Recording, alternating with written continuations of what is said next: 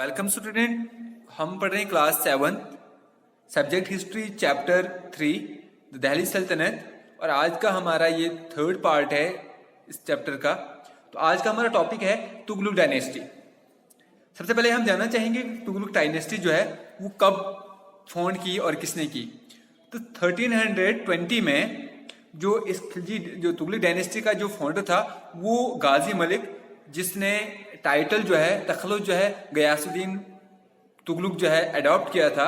और इसने क्या किया था, इसने खिलजी डायनेस्टी का खुसरू शाह यानी कि नसीरुद्दीन शाह खिलजी को कत्ल करके तुगलक डायनेस्टी की बुनियाद रखी थी 1320 में। अब जो उसका जो बेटा जो था उसकी जब डेथ हो जाती है तो उसकी डेथ होने के बाद जो उसका बेटा जो है जूना खान, जो सक्सीड हुआ था उसके बाद, उसके मरने के बाद गाजी मलिक के मरने के बाद उसका बेटा जो है तुगलक का बादशाह बना दिल्ली के ऊपर और इनकी कैपिटल जो थी दिल्ली में थी। तो उसने जो टाइटल जो एज्यूम किया वो मोहम्मद बिन तुगलक, उसने जो है वो तखल्लुस ले लिया। अब जो मोहम्मद बिन तुगलक जो था वो काफ़ी जो है वो ब्रॉड माइंडेड बादशाह था। वो अपनी पब्लिक को वेलफेयर के लिए बहुत सारे एक्सपेरिमेंट करना चाहता था। उसके दिमाग में बहुत सारे इनिशिएटिव्स थे, आइडियाज़ थे और जिसकी वजह से उसने पूरी जो इकोनॉमी जो है वो र्यून कर दी, ख़त्म हो गई। इसकी वजह से एक्सपेरिमेंट करते करते जो है पूरी इकोनॉमी जो है वो ख़त्म हो जाती है। अब उसने जो इनिशिएटिव्स जो लिए थे, जो एक्सपेरिमेंट उसने जो है अपनी जो है दौर में जो किए थे वो 3 जो है मेन जो है वो एक्सपेरिमेंट थे। पहला जो था ट्रांसफर ऑफ कैपिटल। दिल्ली जो है वो कैपिटल रही थी स्लेव डायनेस्टी से ही, और तुगलक डायनेस्टी तक जो उसका बाप जो था, जो फाउंडर था तुगलक डायनेस्टी का गाजी मलिक, उसने भी जो है दिल्ली को ही एज ए कैपिटल बनाया हुआ था। और ये जो मोहम्मद बिन तुगलक जो था ये ट्रांसफर करना चाहता था अपनी कैपिटल को दिल्ली से दौलताबाद यानी कि नियर औरंगाबाद। अब ये जो दिल्ली से 1500 किलोमीटर दूर था दिल्ली से।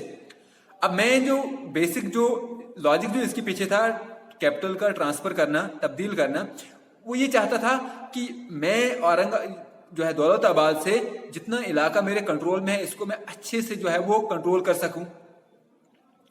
लेकिन क्या हुआ कि जो लोग जो थे जो दिल्ली में रहते थे वहां का दिल्ली का क्लाइमेट दूसरा था, लेकिन दौलताबाद का क्लाइमेट दूसरा था। इसलिए जो लोग वहां पे गए जब उसने कैपिटल शिफ्ट की, लेकिन दौलताबाद में लोगों को क्लाइमेट सूट नहीं किया और नतीजा क्या हुआ कि मोहम्मद बिन तुगलक को दोबारा से दौलताबाद से दिल्ली दोबारा आना पड़ा।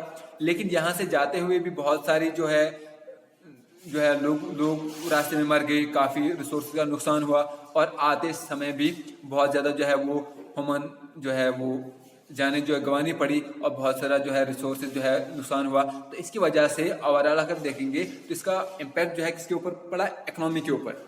अब ये पहला जो एक्सपेरिमेंट था ये फेल हो गया क्योंकि लोगों को वहाँ पे जो क्लाइमेट है वो सुटेबल नहीं लगा। दूसरा जो उसने जो एक्सपेरिमेंट किया वो टोकन करेंसी थी, क्योंकि इससे पहले जो है जो करेंसी जो चल रही थी वो सिल्वर की थी, लेकिन उसके दौर में शॉर्टेज पड़ गई सिल्वर की। तो इसलिए उसने क्या कहा, उसने सोचा कि मैं जो है ब्रॉन्ज की कॉइन जो है वो इसके बदले में जो है वो इश्यू करूं जो है। लेकिन हुआ क्या कि इससे जो है बहुत सारी बड़ी प्रॉब्लम आ गई कि लोगों ने जो है फेक कॉइन जो है घर में बनानी शुरू कर दी और मार्केट में वो फेक कॉइन आ गई, जिसकी वजह से ट्रेड एंड बिजनेस के ऊपर काफ़ी इफेक्ट पड़ा। और दूसरा जो टोकन करेंसी जो एक्सपेरिमेंट था ये भी फेल हो गया। इसकी वजह से भी जो इम्पैक्ट जो ऑलमोस्ट पड़ा वो किसके ऊपर पड़ा, इकोनॉमी के ऊपर। अब जो तीसरा जो एक्सपेरिमेंट था वो था टैक्सेशन इन दोब।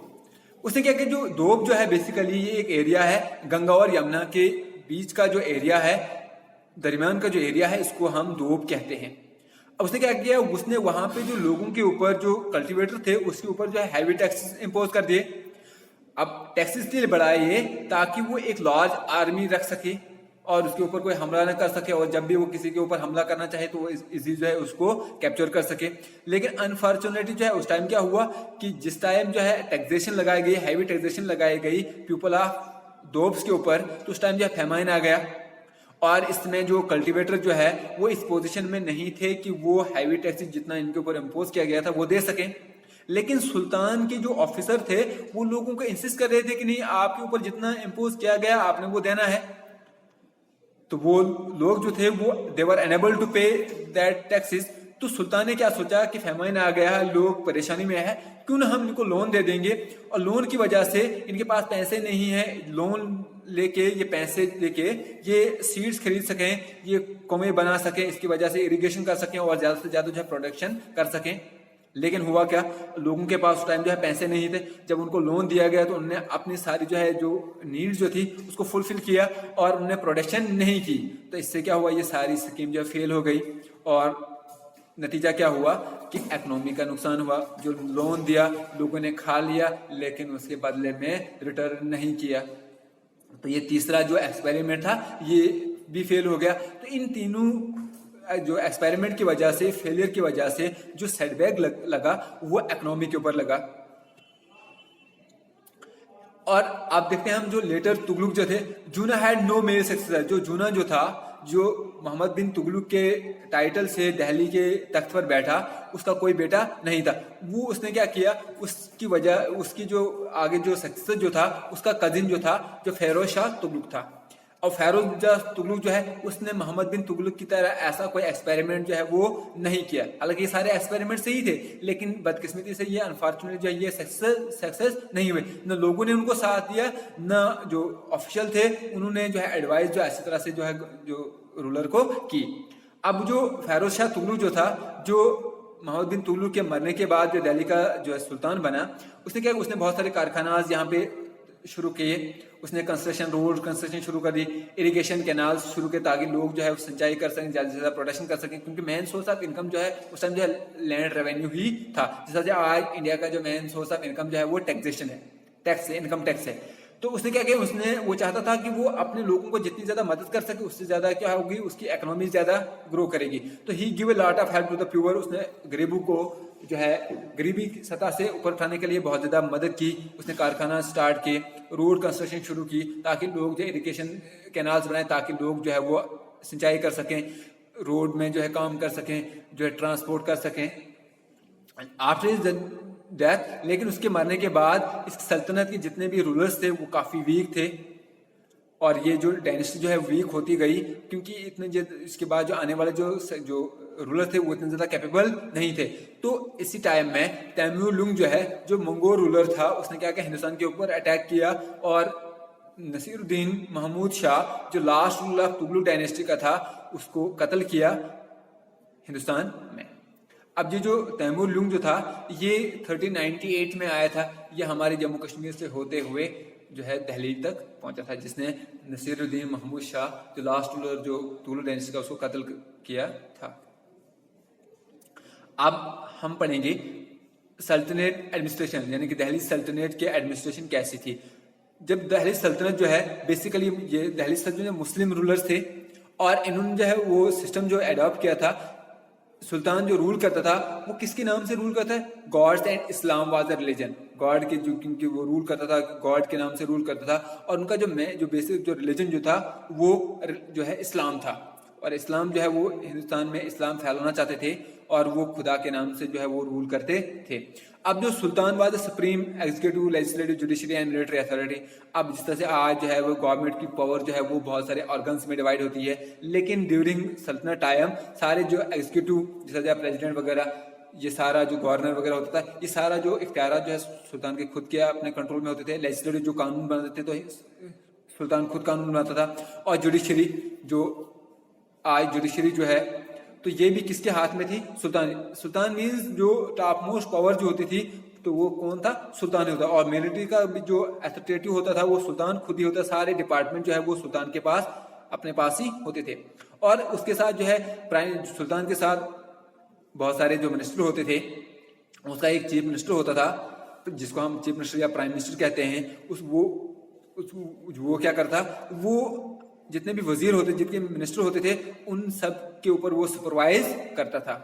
और जो अर्ज ममलकत जो होता था, अर्ज ममलिक जो था वो ministry of charge of army होता था। जिस तरह से आज डिफेंस मिनिस्टर होता है, होम मिनिस्टर होता है, तो इस तरह से उस टाइम जो है वो जो है आज होम मिनिस्टर जो है वो मिलिट्री का जो है वो आर्मी का जो है वो हेड होता था। तो उस टाइम जो है अर्ज ममलिकत होता था। और दीवान वाज द फाइनेंस मिनिस्टर, और जो दीवान जो होता था वो फाइनेंस मिनिस्टर होता था। और काजी जो होता था वो जुडिशरी का जो है वो हेड होता था, जिसको आज जज कहते हैं, वो काजी होता था। काजी वाज द चीफ जस्टिस। ठीक। और जो उस टाइम जो प्रोविंशियल जो एडमिनिस्ट्रेशन जो थी, जिस तरह से आज जो है कंट्री होती है वो जो बहुत सारी स्टेट्स में डिवाइड होती है, फिर स्टेट जो है बहुत सारे डिस्ट्रिक्ट में डिवाइड होता है, डिस्ट्रिक्ट जो है बहुत सारे विलेजेस में डिवाइड होता है, तहसील्स में डिवाइड होता है। इसी तरह से सल्तनत के टाइम में जो कंट्री जो होती, जो पूरा जो इलाका होता था, वो प्रोविंस के बेस पे जो है वो सल्तनत जो है वो प्रोविंसेस में डिवाइड होती है। जिस तरह से जो है दिल्ली सल्तनत में मालवा एक प्रोविंस था, खंदेश एक प्रोविंस था, दक्कन, गुजरात, जूनापुर एंड बंगाल जो है वो अलग अलग प्रोविंस थे। और इनको क्या कहा जाए, इकताज का, जिस तरह से आज हम स्टेट कहते हैं, तो इस टाइम जो है इनको इकताज कहा जाता था। और इनका जो हेड होता था वो गवर्नर होता था। जिस तरह से आज भी जो स्टेट का हेड जो कॉन्स्टिट्यूशनल हेड जो गवर्नर होता है, और फिर जो इलेक्टेड हेड होता है वो कौन होता है, वो चीफ मिनिस्टर होता था।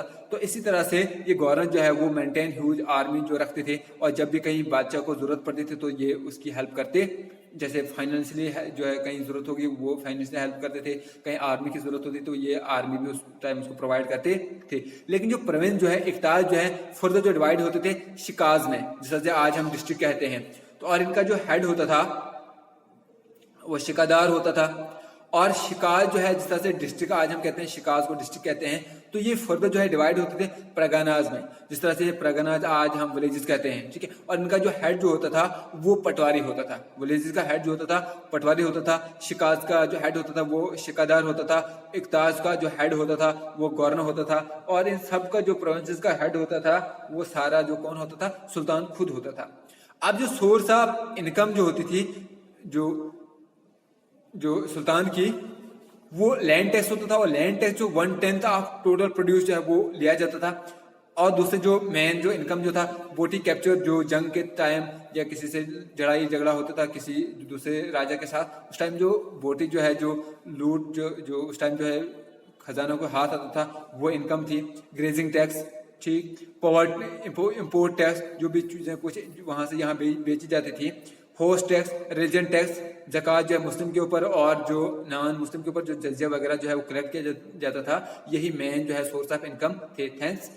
आज का हमारा जो टॉपिक जो है खत्म हो जाता है।